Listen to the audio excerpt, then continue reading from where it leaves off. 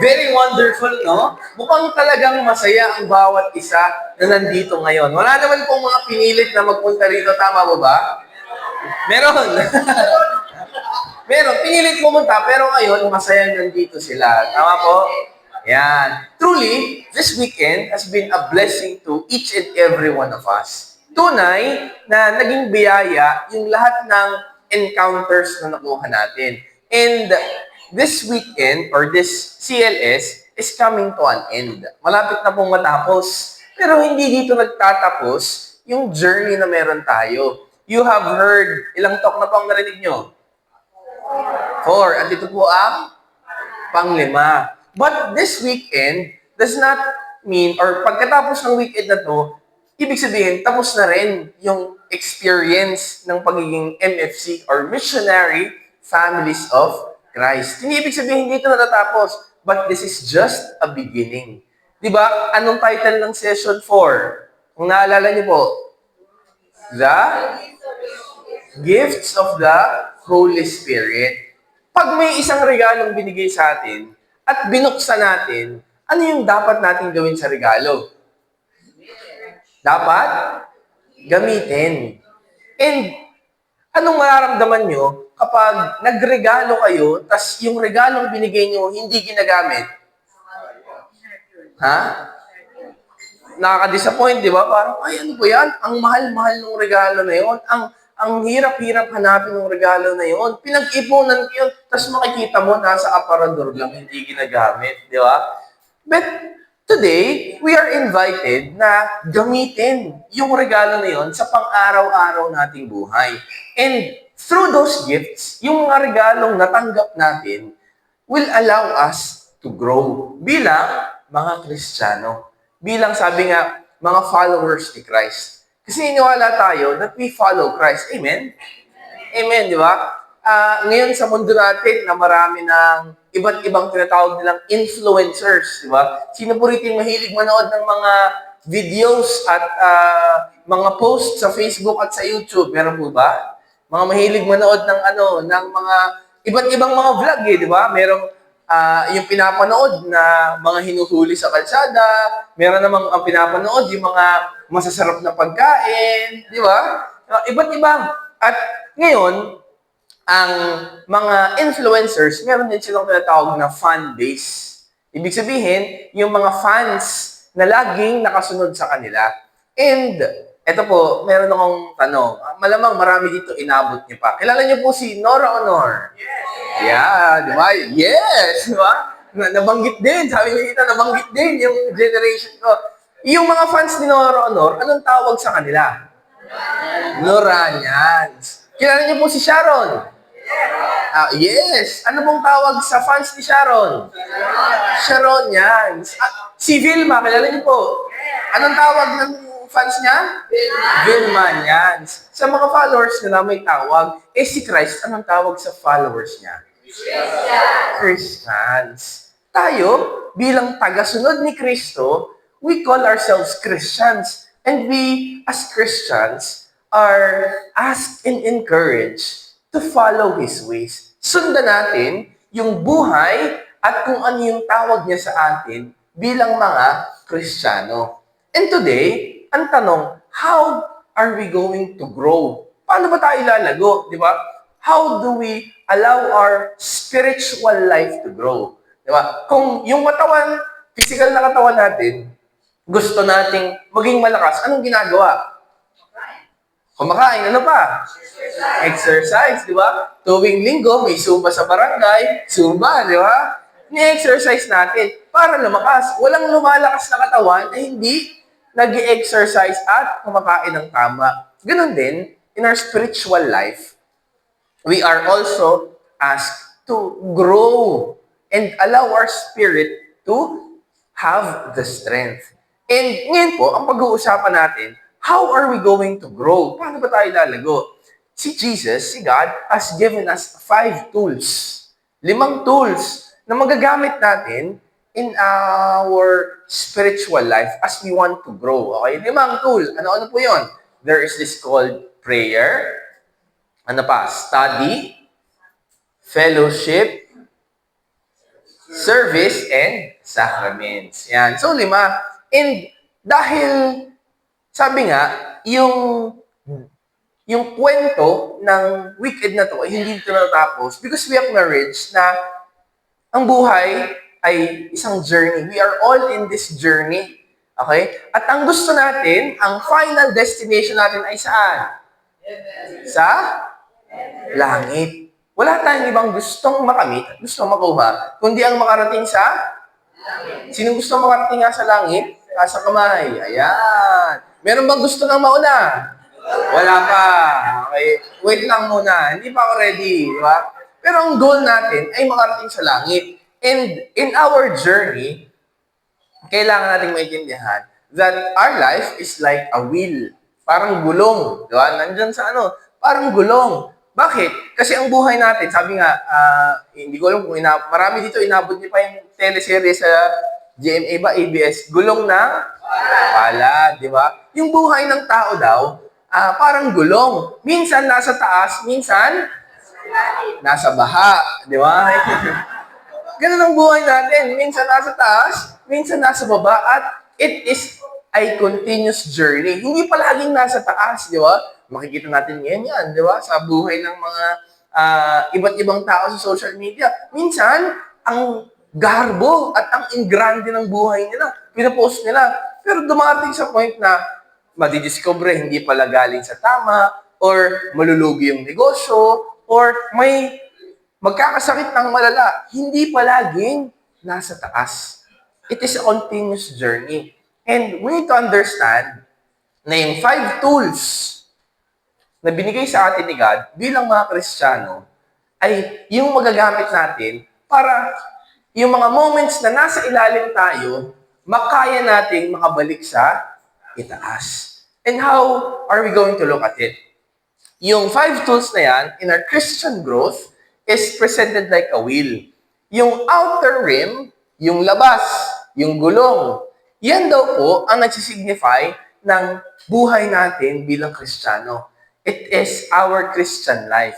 It signifies na yun yung buhay natin sa pang-araw-araw. Yan yung lumalapad sa kalsada. At yun din yung nagpapakita na minsan magaan at masaya ang buhay.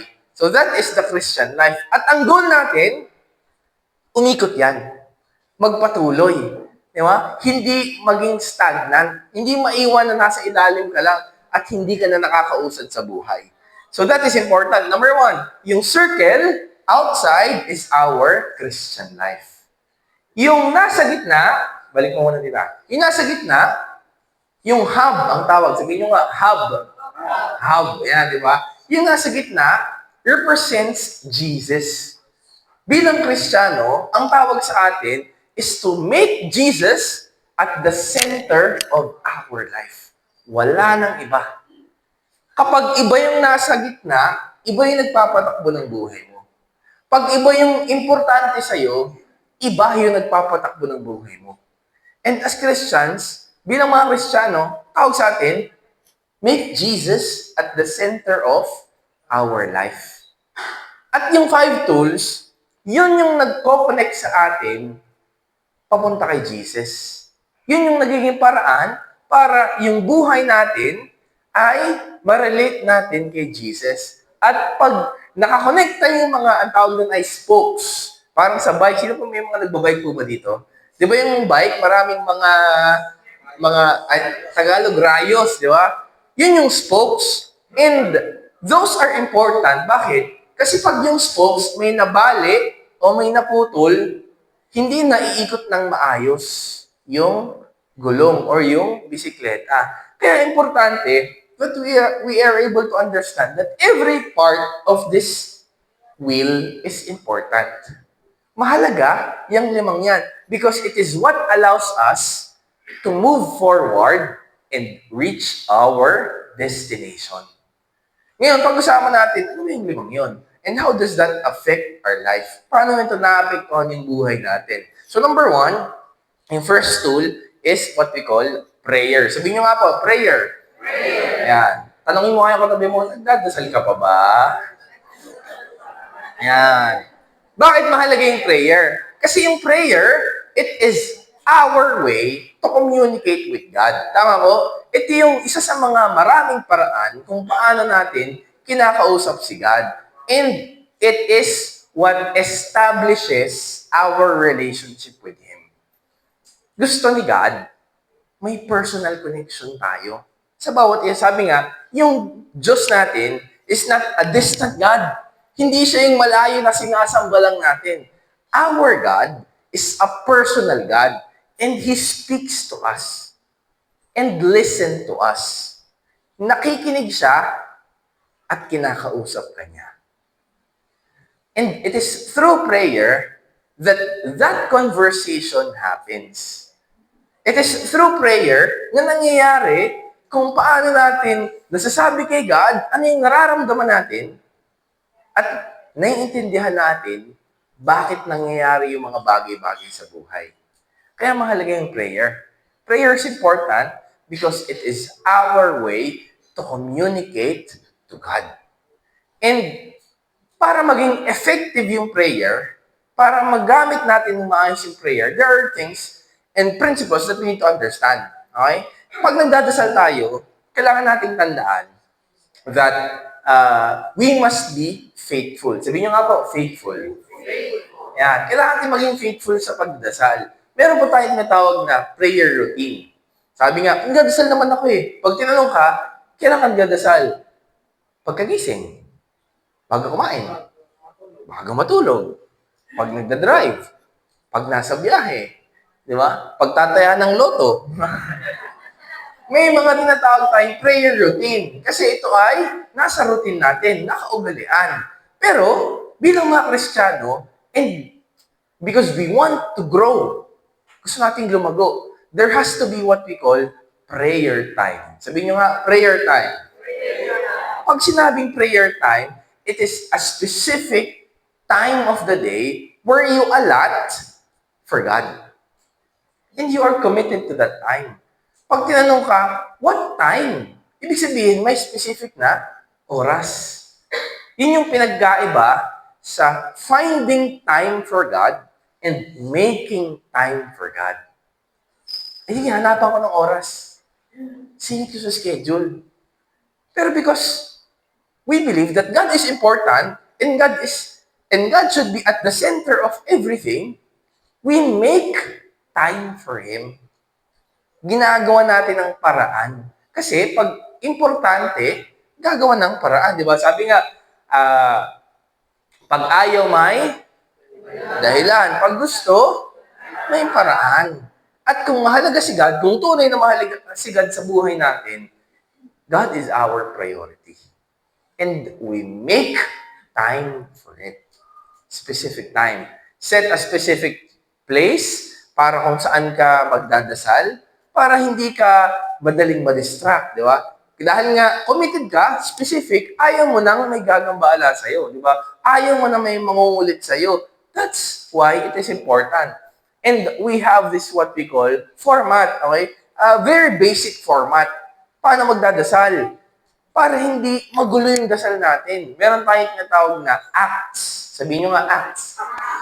Simple lang. Pag nagdadasal tayo, una, we adore God. We say how much God is great in our life. Acts, we adore. Pinupuri natin ang Panginoon. Diba? Pangalawa, contrition. C, contrition. Hihingi tayo ng tawad. Di ba? Pag nagdadasal tayo, hindi pwedeng, Lord, sana naman manalo ko sa loto. Lord, sana naman pumasa na ako. Sana tumaas na yung sahod ko. Pag nagdadasal tayo kay God, una, we recognize na may mga nagawa tayong pagkakamali. And we say sorry for that. Lord, sorry kasi nakapagmura ako. Sorry kasi uminit yung ulo ko sa mga kasama ko sa bahay. We ask for repentance. That's letter C. Letter T, thanksgiving. Magpapasalamat. Bago ko humingi, dapat makita mo muna kung gaano nakadaming blessing yung binigay sa'yo ni God. Di ba? Maganda that we recognize the Lord, thank you. Kahit nahirap kami sa buhay, may nakakain pa rin kami. Kahit nahirap akong kumuha at humanap ng pangpriso ng anak, thank you kasi nakakapasok pa rin sila. kahit mahirap ang buhay, you still thank the Lord for everything that we have. Kahit may sakit, Lord, salamat kasi humihinga pa rin ako. Di ba? Salamat kasi gumigising pa rin ako sa umaga. Letter T, okay? And last letter, letter S, supplication, or a moment where we ask the Lord, Lord, sana bigyan mo po ako ng lakas pa para makahanap ng bagong trabaho. Lord, sana magkaroon kami ng bagong kotse.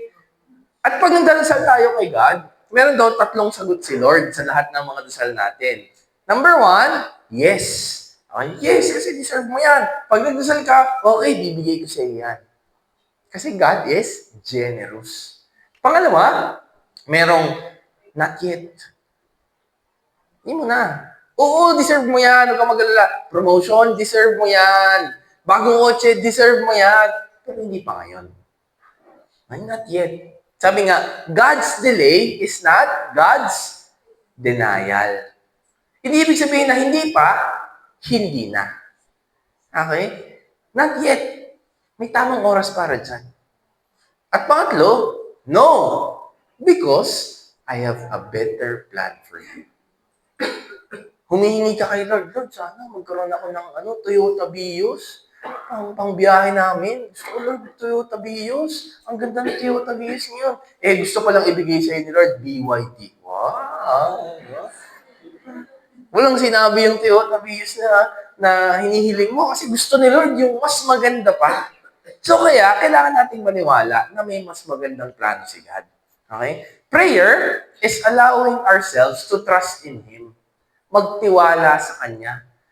Na kung ano man yung ginagawa niya sa buhay natin, there is a specific reason for it. May reason bakit ginagawa ni God. Yung prayer, hindi lang ginagawa kapag nasa peligro na. Hindi ka marami sa atin nagdadasal lang kapag kailangan na. Marami sa atin nagdadasal lang kapag malapit ng mahuli. Kapag, di ba, right turn, pero no right turn pala. Tapos papalapit na yung enforcer, Lord, sana hindi ako mahuli, Lord, sana. Di ba? Labas mo yung ID mo ng Missionary Families of Christ. Missionary po kasi ako. Di ba ako taga dito, nag-mission lang po ako. Diba? Hindi ganun. Pag yung dadasal ka, you allow yourselves to truly entrust and make time for God. Diba? Hindi pag nangangailangan ka lang.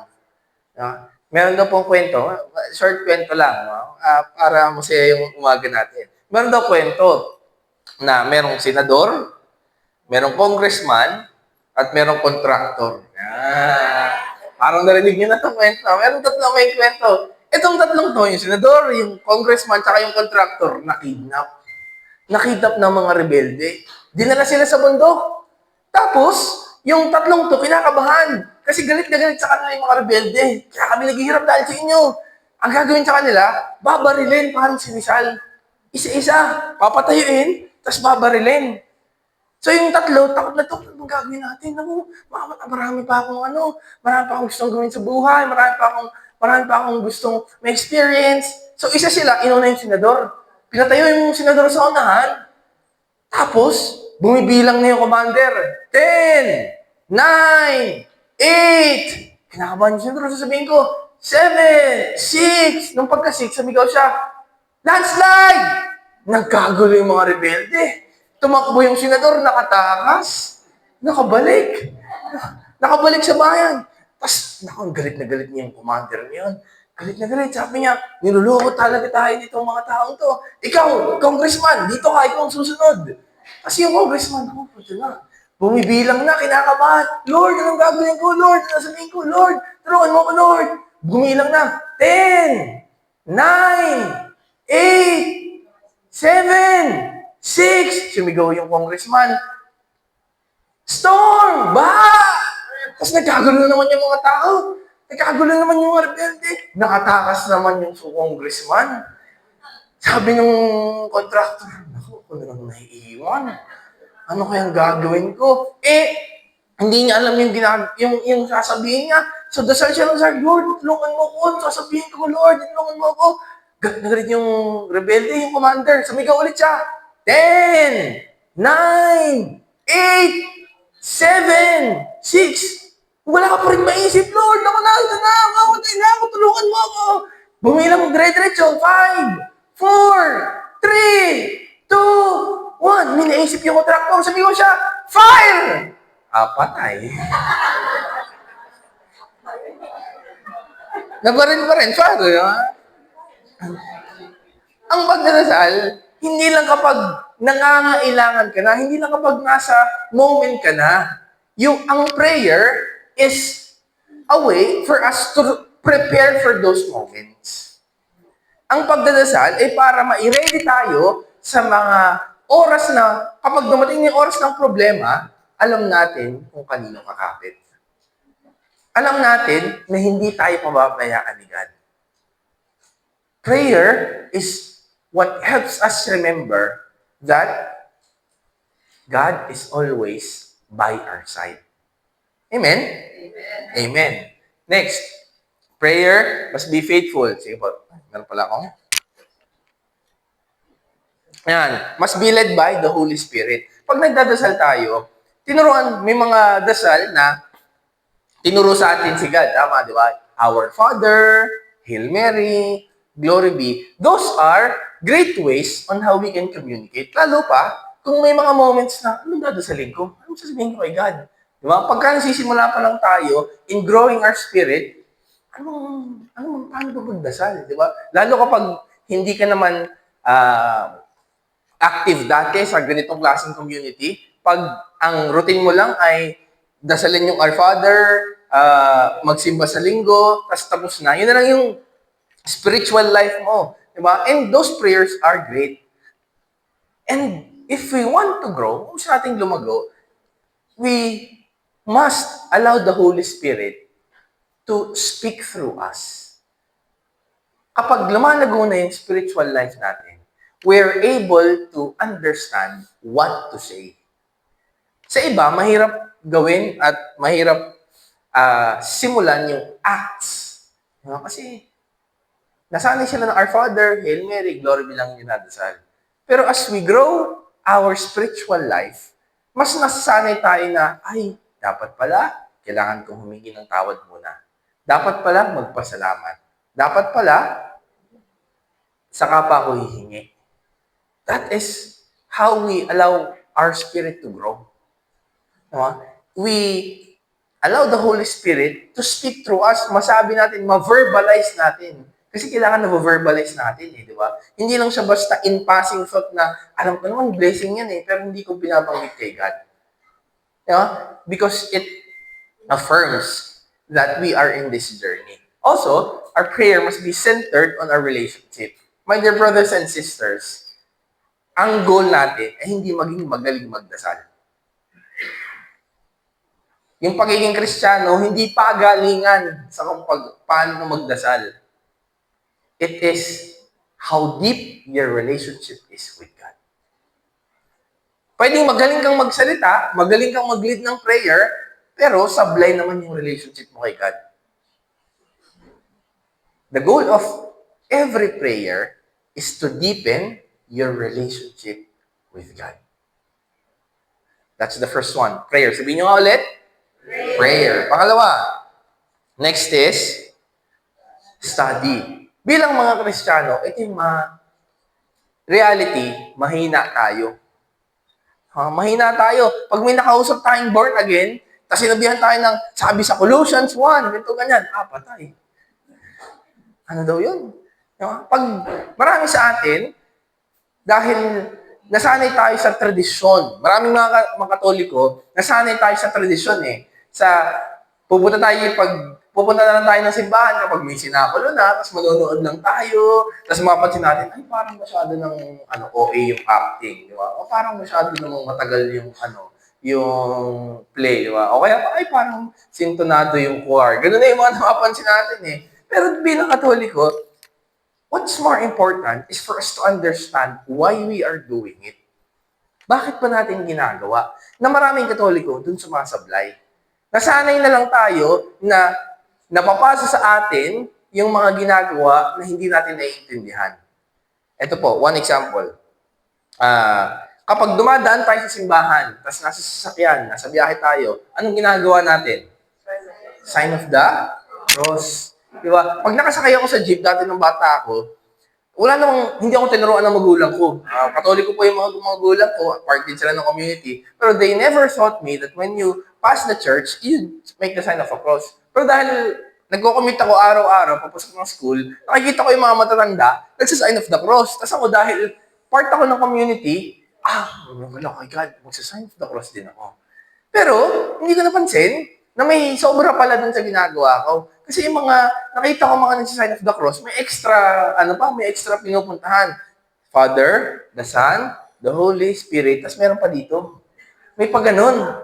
So ako, nasanay ako na pagdadaan ng simbahan, may extra, may side trip, may ganun. Tapos, until I understand, bakit pala ginagawa yon? Kasi before, yung mga malamang nanay na natin, pag nagdadasal, merong hawak na rosary. Tapos pag nag-sign of the cross sila, Father, the Son, the Holy Spirit, tapos kinikis yung cross or yung rosary. Eh, sa dinami-dami nang nakita ko, wala na isa sa kanila yung may hawak na rosary na gaya na lang, na may paghanan pa. Di ba? Yung iba kinikis yung kuko kahit madumi pa yung kuko eh. Na maraming Katoliko ganon. Di ba? Pansin nyo, makikita nyo sa jeep o sa bus, may mga ganon, nagsasabi ng tapos may extra na hindi natin naiintindihan ano pala yung meaning at purpose ng mga bagay. Di ba? Kaya importante that as Catholics, we study. Hindi lang tayo basta nakasunod sa agos.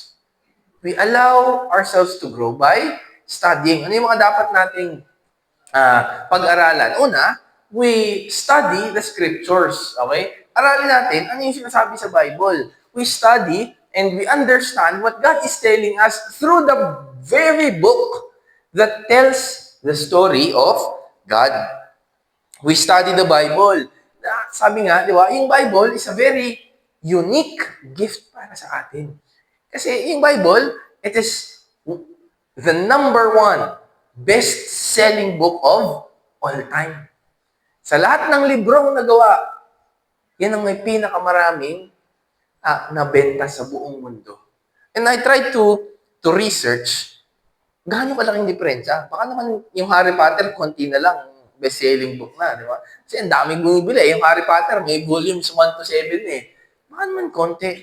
So, ang layo ng diferensya. Tenfold. Ganon kalaki yung diferensya. But the sad truth is, many Catholics have their Bibles in the altar and haven't had it open. Kaya pag binuksan mo, magkadikit na yung page 76 at 77. Hindi mo na mabasa. Ano mo kasunod nito? Minsan napupunit na eh. Sa sobrang tagal. Kasi hindi nabubuksan. It's like having a wonderful gift but not being able to use it. That's why we need to understand and study what the Bible tells. And minsan, we acknowledge na hindi madaling maintindihan yung mga nakasulat sa Bible. Especially pag nagsisimula pa lang na inaaral yung buhay ni Kristo. Hindi madali, di ba? Lalo yung mga second reading. Yung second reading, ano ba sinasabi dito, di ba? Minsan yung gospel, kasi story eh. Alam mo, madaling maintindihan. Today, sinasabi ni Lord, dapat matutong magbigay. Pero may mga part ng Bible na, ano daw? Hindi ko maintindihan. Kaya, there are people who writes about these sacred scriptures. Merong mga tao that are blessed with intelligence and great wisdom that they are able to understand and write about it. Gumagawa sila ng parang book report or summary kung ano yung sinabi din sa letter na to. Kaya, we are encouraged to read those. Yung Santo Papa natin, ano pangalan ng Pope natin? Pope Leo. Birthday niya ngayon, di ba? Birthday ni Pope Leo ngayon. And si Pope, at yung marami pang Pope, they have this, what we call, letters. May mga sinusulat sila that nire-release nila and it is about different issues and different situations of what Christians experience. And we are called to read those. No? Hindi puro ghost project yung nakikita natin sa Facebook. Maraming mga social media page na nagre-release at pinopost kung ano yung sinulat ng mga Catholic influencers. Sana, we try to our best na mahanap yun sa Facebook. Marami po sila.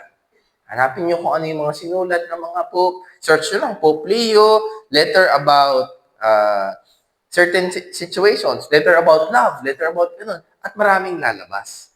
Pope Francis, ano yung mga sinulat niya about iba't ibang issues, about iba't ibang pagkakataon sa buhay natin. Marami po niyan. Diba? Para hindi lang puro bad news yung naririnig natin, meron ding good news. Mabuting balita. Okay po? So, study the Bible, study the sacred scriptures, and make sure to share those as well. Dito sa MFC, or Missionary Families of Christ, we are all given the opportunity to make use of it. Meron tayong mga talks, kagaya nito, na pwedeng magbigay ng pagkakataon para sa atin para magamit yung learning natin. Today, my dear brothers and sisters, you are called participants. Diba? Eventually, diba, magiging part na kayo ng community, but you're called participants because you are here to listen and participate.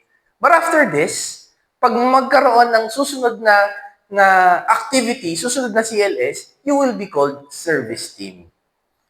Service.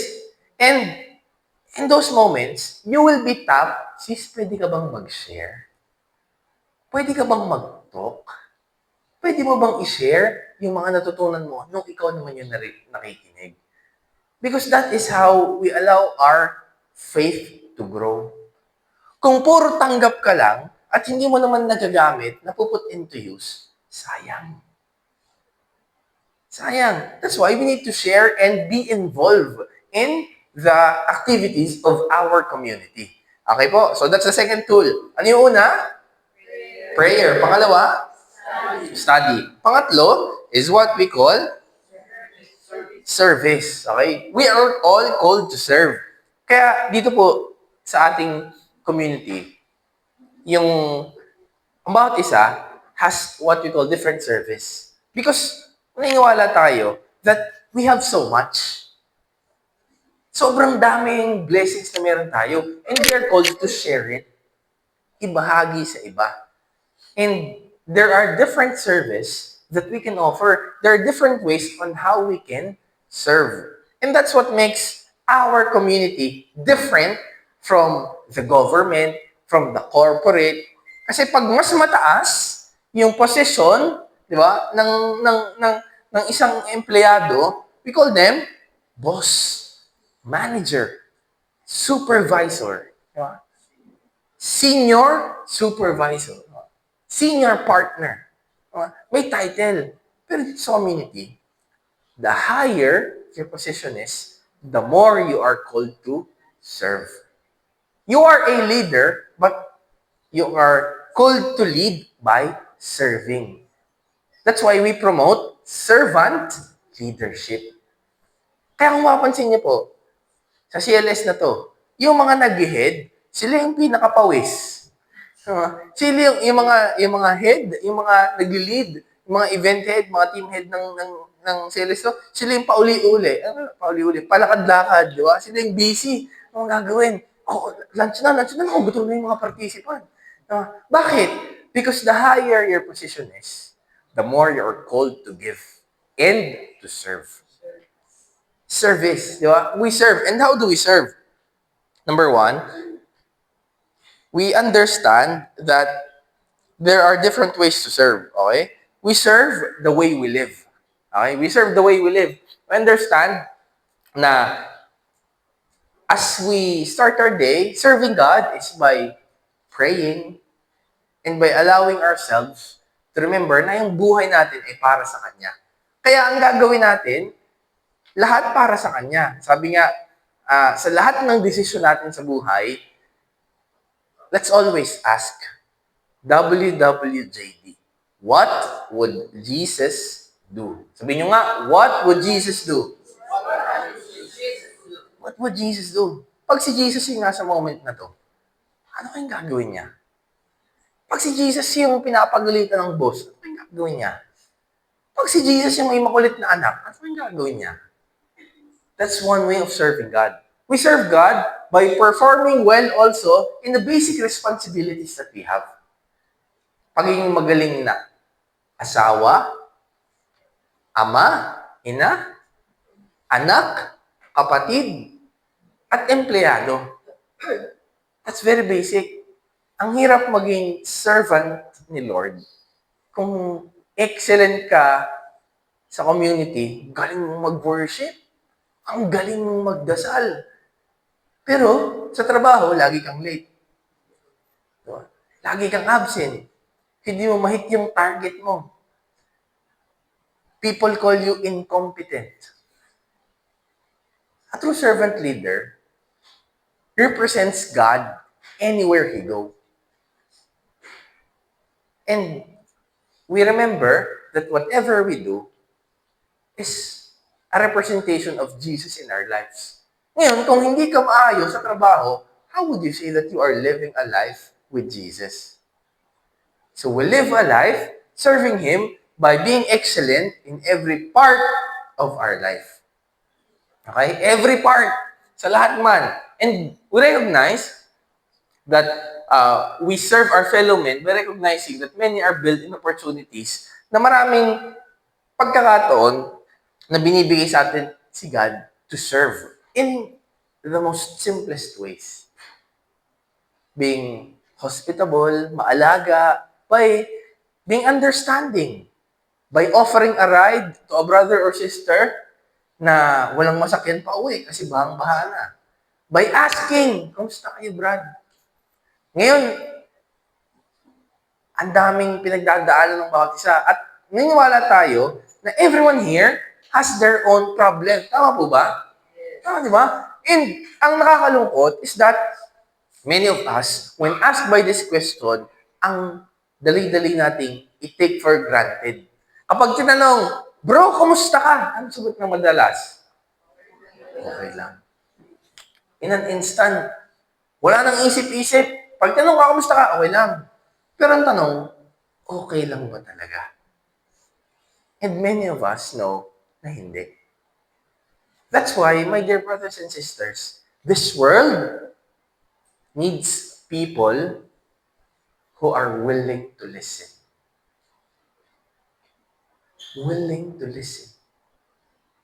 Sa dinami-dami ng naririnig natin, sa dami-dami ng mga taong, kaya nga tawag influencers di ba? Because what they say ang gusto nila, they would influence other people. Pero wala, at kukunti na lang yung mga tao na willing makinig.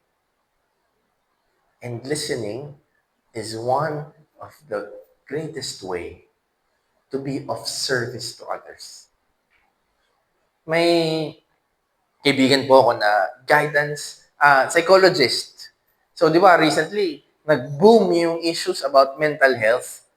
And this friend of mine, she was telling us how people would pay him or her just to listen for a couple of hours.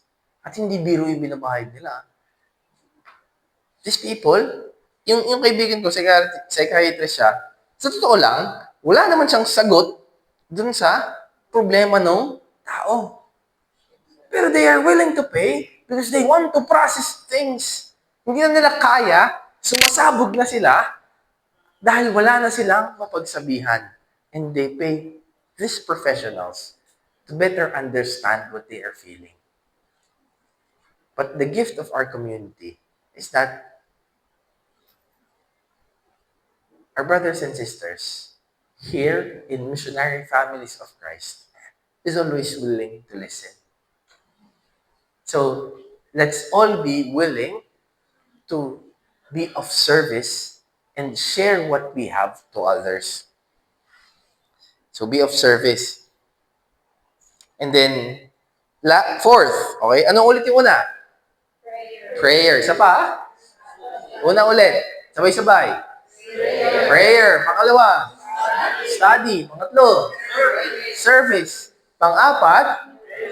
Fellowship, okay? Ano yung fellowship? Di ba? Madalas narinig lang natin to sa mga born again, di ba? Fellowship of God. Di ba?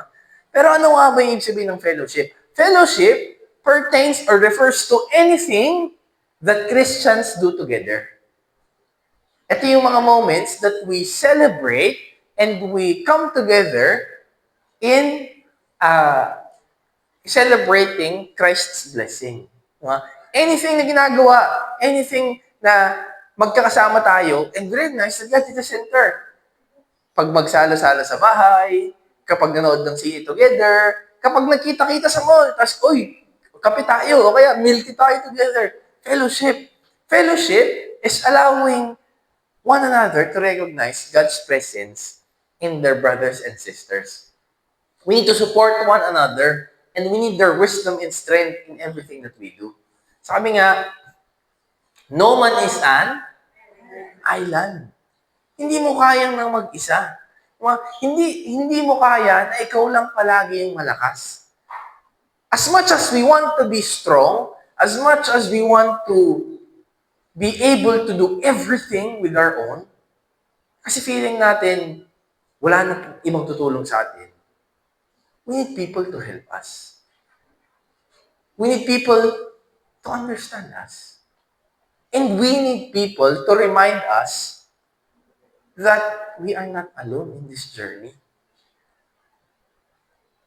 Sa Christian life will, yung gulong, it would not be as useful kung mag-isa lang siya.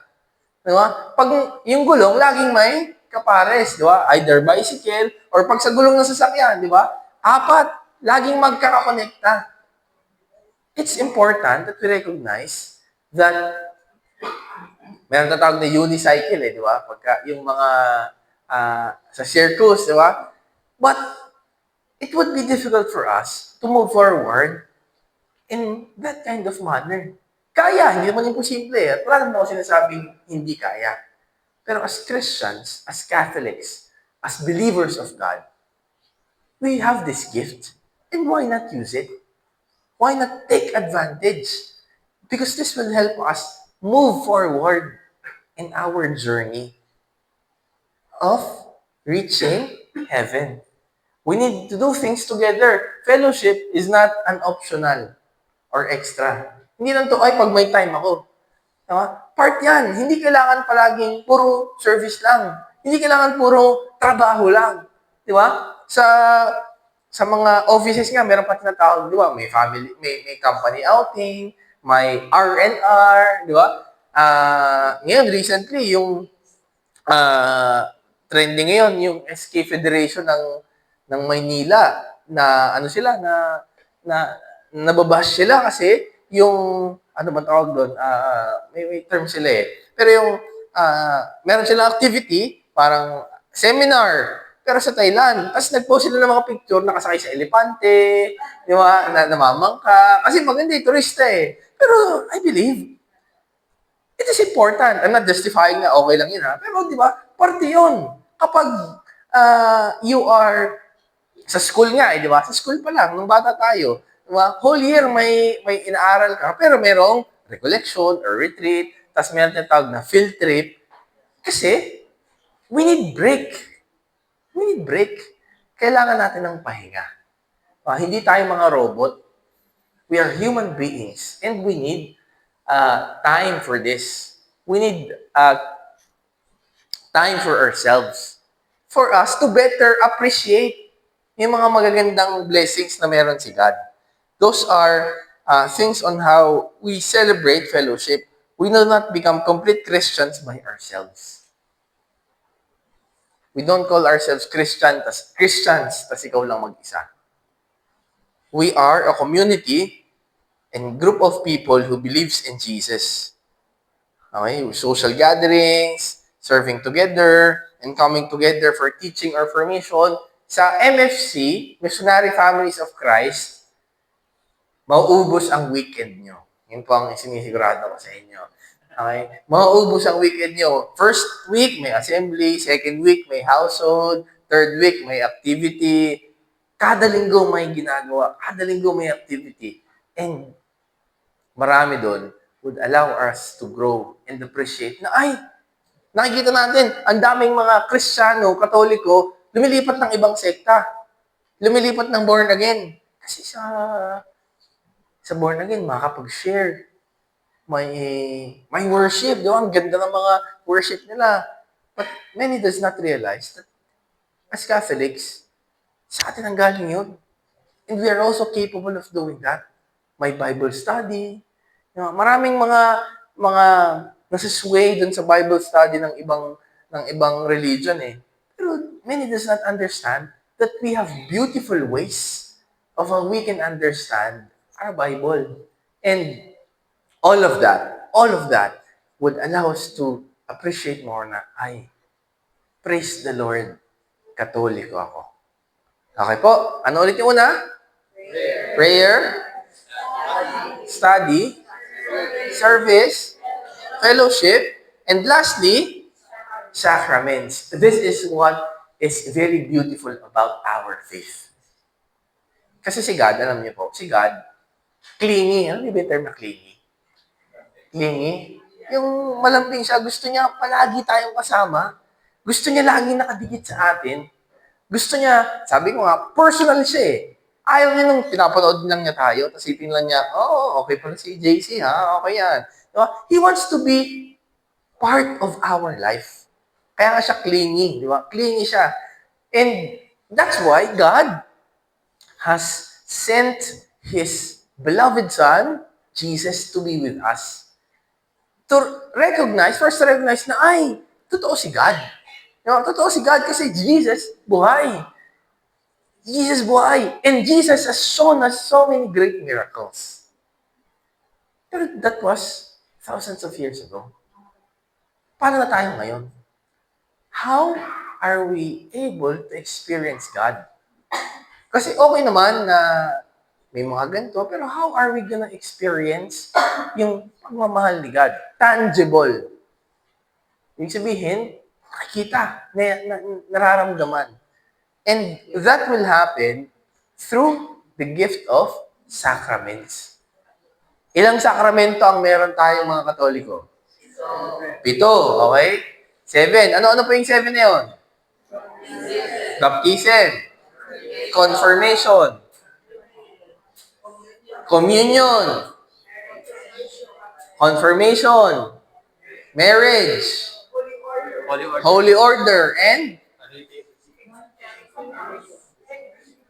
anointing of the sick. Yan, okay? Those are 7 beautiful sacraments. Okay? Sa 7 yun, ilan na yung na-experience natin? Ano yung mga na-experience natin? Baptism, sige ulit. Confirmation, communion, and marriage. Yan. Pero may unique pa doon. Alin doon sa mga sakramentong yun, yung pwede nating ma-experience ng paulit-ulit? Communion. Minarinig ako, marriage. Parang, baka ibang religion yun. Communion and isa pa? Confession. Okay? See, yung mga sakramentong to, these are physical manifestations of Christ through us. Kaya yung baptism, it is our doorway towards this beautiful faith. Ito yung simula at pinakapinto para ma-experience natin yung ibang magaganda pang ino-offer ng simbahang Katoliko. Kaya pansin nyo, sino pong, para sa mga nakapunta na sa mga lumang simbahan, yung baptistry, yung kung saan nagbibinyag, saan nakalagay? Yung mga lumang-lumang simbahan, Basilica, Cathedral, saan nakalagay? Saan? Kunyari, ito yung altar, saan nakalagay? Saan? May iba sa side. Pero yung mga lumang-luma, pag mapansin niyo po, nasaan? Nasa may pinto. Nasa likod. Yung mga baptistry, meron silang separate na room. Bakit? Bakit? Because yung iba nga nakahiwalay pa eh. Parang ito yung simbahan, tapos doon sa kabilang, may baptistry. Bakit? Because it's a sign na yung baptism is our doorway to this faith. Before you experience everything, you need to be baptized first. Walang kinukomunyonan na hindi nabinyagan. Di ba? Requirement yan sa First Communion. Dapat may baptismal certificate tayo, di ba? Walang kinakasal ng hindi nabibinyagan. Di ba? Requirement din yan. Bakit? Because that is our doorway. Para sa mga nag-transition or lumipat ng religion, di ba? Kahit na matanda na sila, anong ginagawa? Baptism and confirmation. Diba? That is, ang difference, binibinyagan or in-honor yung binyag pag galing sa ibang religion kapag yung religion na yon believed in Trinitarian God. So, sino yung Trinitarian God natin? Father, the Son, and the Holy Spirit. So, yung mga born again, merong mga iba na naniniwala sa Trinitarian God. So, pag galing sa Trinitarian God, yung religion na yon, they honor yung baptism. Diretso, confirmation. Pero pag hindi, kailangan bibinyagan. Okay? And that's one. Okay? Yung sacrament of baptism, di ba? Yung confession. It is a great way for us to start. Naniwala tayo na hindi naman tayo perfect, di ba? Tayong mga tao, we are not perfect. As much as we want to be holy, as much as we want to always do what is good and right, we fall short. Nagkakamali tayo. And confession is our way to come before God and ask for forgiveness. Now, ito po yung beauty ng confession. Si God, sabi nga, is an all-knowing God. Alam niya lahat. At wala siyang nakakalimutan. Hindi niya kailangan mag-memo plus gold. Sa dami ng mga story ang alam niya, hindi niya kailangan nun. God is an all-knowing God. At alam niya yung mga ginawa mo. But when we come before Him and ask for forgiveness, God chooses to forget your sin and love you like you didn't do anything bad at all. Kapag lumalapit tayo sa Kanya at humingi ng tawad, minamahal niya tayo na para bang walang nangyari. Ganun kaganda yung confession, di ba? Hindi lahat kayang gawin yung tao. Pag nagkamali ka, pag nagkasala ka, di ba? Ang hirap na magtiwala ulit. Ha? Pag nagpautang ka nga di ba? Yung 50 pesos sa isang linggong hindi nabayaran, parang ang hirap magbigay ulit di ba? But you see, God is a very forgiving and merciful God. That's why confession is beautiful. Yung Holy Eucharist, it is, we see miracles over and over again. The bread becoming the body of Christ. We don't just believe that that's a bread. Tinapay lang yan na kinakain natin. No, it is Christ Himself that we receive. Ito, kaya, pag nagsisimba, turot ito ng isang pare, kapag nagsisimba, marami sa atin, pag tinanggap yung host, magbabaw. O kaya iba, luluhod pa. Ang sabi ng isang pari sa amin, you don't need to do that anymore. Wala ka ng pagbabawan. You have received Christ. Christ is in you. Kaya nga sinabi mo, the body of Christ. Ang sagot natin? Amen. Tapos tatanggapin mo, Christ is in you already.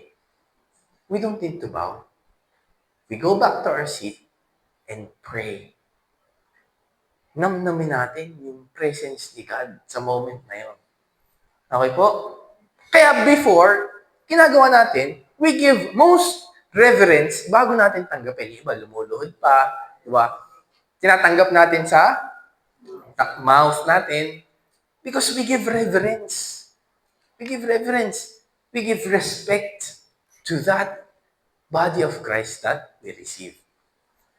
Another fun fact, a fun fact about sacraments. One of the unique sacraments ay yung sacrament of marriage. Okay? Yung sacrament of marriage. Why? Why it is different from all the sacraments? Kasi lahat ng sacraments, ay ang nag-preside or ang nagko-conduct ay yung sino? Sino man ang tawa ni God? Pare. Pare, ang nagiging representation ni God dun sa confession, sa communion, God uses the priest as his representation to be with us at the moment. But yung sacrament of matrimony is very different because when we experience that, we ourselves, yung mga kinasal na, we become the sacrament itself. We are part of that sacrament. Hindi binibigay sa atin, tayo na mismo yun.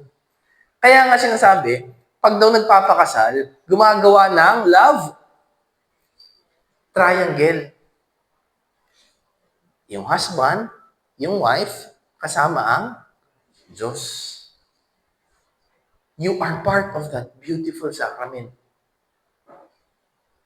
Yung pare is just an accessory of God. Pero yung matrimony or yung marriage is the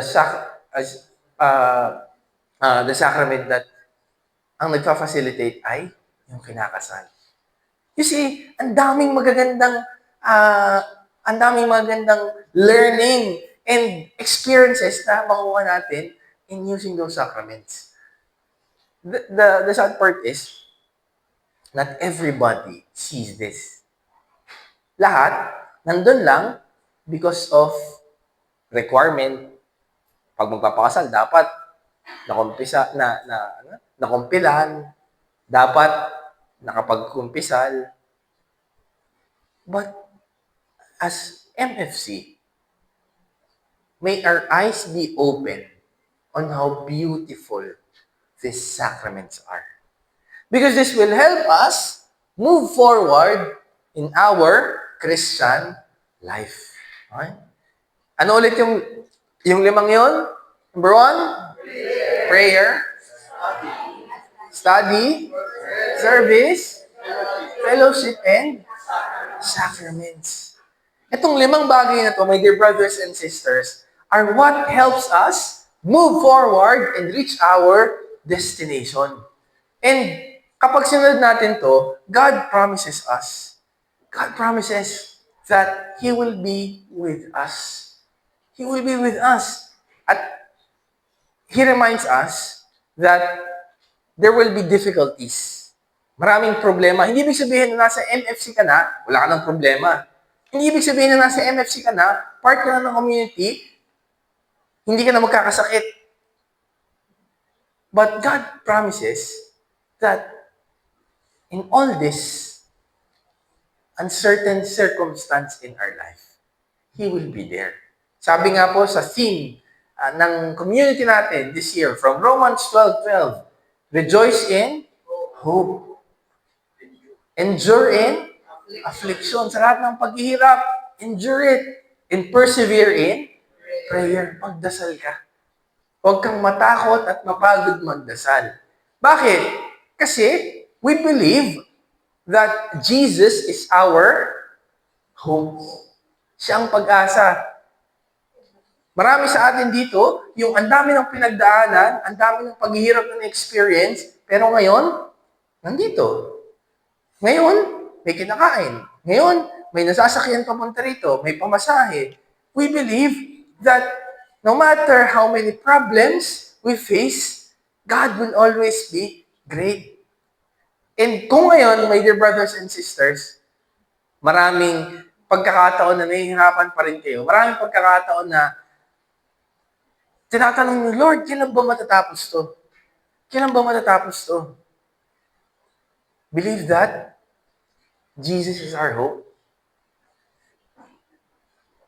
Coming here, ang isang pinagdadaanan ko po for the past months is that yung sasakyan po namin has been broken for over and over again. Nagsimula po na nag-overheat ito noong March. Pinalitan ko, nagpapalit na kami ng mga hose, nagpapalit na kami ng ibang pyesa. After a month, okay, tapos masisira ulit. Papagawa ko na naman ulit. Tapos may iba na namang lalabas sa sakit. Nung una, yung radiator lang, the one that helps the the machine cool, tapos biglang recently, yung battery naman ng sasakyan, kailangan palitan, 6,000 pesos, di ba? Congratulations! Kaltas na naman, di ba? Ganun lang ng ganun. Tapos nasira naman yung mga sensor, palitan ulit. Tapos medyo umaalog-alog ng sasakyan, kailangan linisan. Palitan ng filter, palit ulit, 3,000 pesos, congratulations! Tapos ako po, I feel frustrated and I feel anxious every time sumasakay na ako sa sasakyan namin. Especially when I am with my wife and our son Enzo, who just turned 1 year old. Kasi may isang beses po, nagpunta kami ng Rizal, nagbigay ako ng top sa nakamatid kami ng retreat, and pauwi, ang saya ng retreat, ang ganda, 2-day retreat. Pauwi, paglabas nung retreat house, paakyat sa Regina Rica po, nakapunta na kayo. Pag-akit nung kotse, dun sa papalabas ng highway, umaakit din yung temperature ng sasakyan. Ay, ko, ano patay. Tapos, what happened was, I had to pull aside and then check. Tapos, naghintay kami ng ilang oras kung may makakausap kami yung mekaniko. Sunday po yun. Wala akong makitang mekaniko. So, we had to think, ano ba, mag-extend ba tayo ng isa pang araw? Magre-retreat ulit tayo ng atin dito kasi hindi kami makaalis eh. But we decided na hindi, laban natin. From Rizal to Laguna po kami uuwi nung time yun. Hindi, laban natin. So, from time to time, sinasalinan ko yung sasakyan ng tubig para lang makauwi kami. Tapos nung time na yun, hindi ko mabuhay yung aircon kasi baka it would cause the machine to not function well. Eh, yung baby ko po naka-car seat and it turns out na kailangan kong buksan yung bintana para may hangin. Eh, umuulan. So, ang daming, ano kaya ito? Ano kaya gagawin ko nito? Thankfully, nakauwi kami. Nakauwi kami ng, ng Laguna. Ng 3 beses ako nagsali ng tubig dun sa radiator kasi may nagli-leak na. Tapos after that, few days after that, we found out na nagkasakit yung baby po namin. So, tumaas yung lagnat niya, tapos nagkaroon siya ng pamamaga sa tonsil niya na nahihirapan siyang lumunok. So, pag dumidede siya, ayaw niya kasi nahihirapan siyang lumunok. And nangyari ng ilang araw na kami, nag-aalala na kami, anong gagawin natin? Paano kaya? Kasi hindi na siya mataas, may lagnat siya, tapos biglang hindi na siya dumidede, natatakot kami na baka ma-dehydrate siya. So, we had to bring him dun sa ospital, sa Binyan. Eh, pagdating namin, ospital ng Binyan, walang matagal yung pila, yung nag-expect kami na baka pwede ng swerohan kasi gusto na naming ma-replenish yung fluid pero dahil hindi ganun kaganda yung service, we had to go home. Uwi na lang tayo, sa bahay na lang yan. Hindi, tiisin na lang natin, gawin na lang natin yung kaya natin kasi pag sa ospital, we don't, nakapagpa-lab naman kami so it turns out na hindi pa siya dehydrated, hindi naman siya, walang ibang sakit sa kanya, and ganyan, hindi siya malalang infection. So, pag uwi namin, mataas yung lagnat, anong gagawin natin?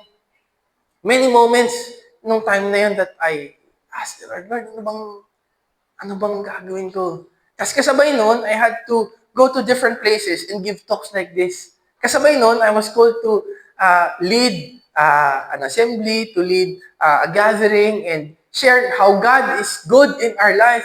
Pero ang tanong ko nun, ano kung sasabihin God is good in my life? Sira yung sasakyan ko, may sakit yung anak ko, at maraming pinagdadaanan na we might ask God, I'm asking Lord, kailan kaya matatapos to?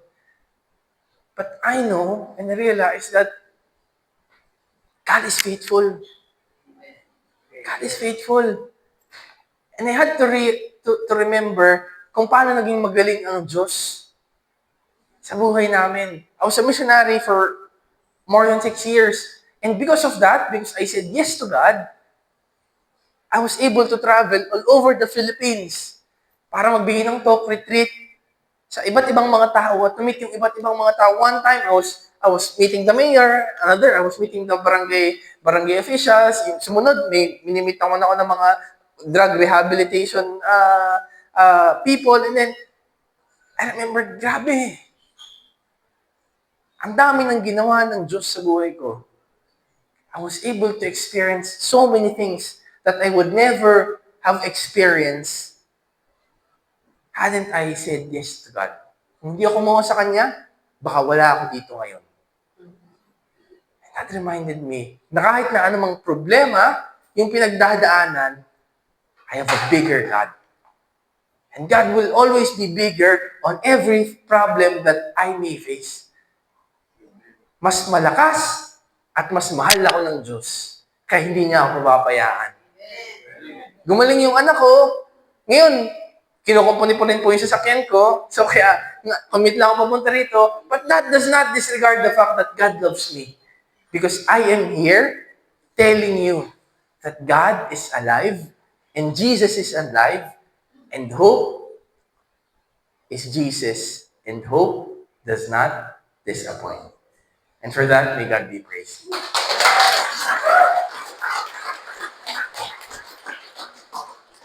Maraming salamat, Brother Lee. Napakadaming information. Parang napahaba po Na-share natin. Sana po itong mga tool na nasabi ni Brother Lee sa ipa-absorb natin, maipapalago natin at may share din sa ating kapwa.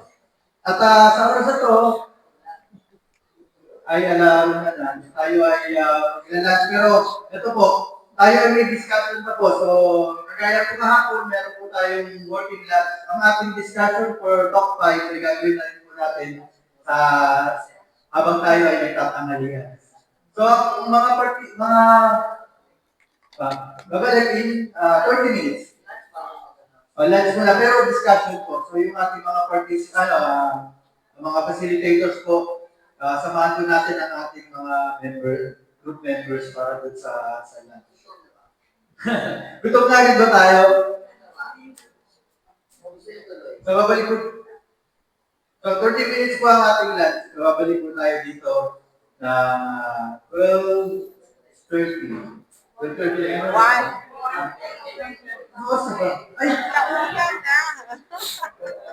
1:30. Late na pala. Sorry, hindi pa. So, tayo po tayo ating just ating biyaya. Nakala naman, anak. Lord God, we thank you again for the talk, for the messages, Lord God. Again, nakakabusog po aming spiritual na katawan, Panginoon. At ganoon din po, matatanggap ulit namin ang yung biyaya para sa aming sikat na katawan. As we pray, bless us, O Lord, and these thy gifts which are about to receive from thy bounty through Christ our Lord. Amen. Father, Son, Holy Spirit. Amen. Amen. Facilitators, ito po yung ating mga members.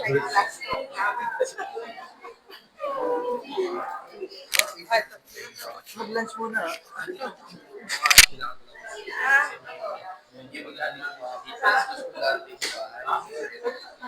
Pinya na dito.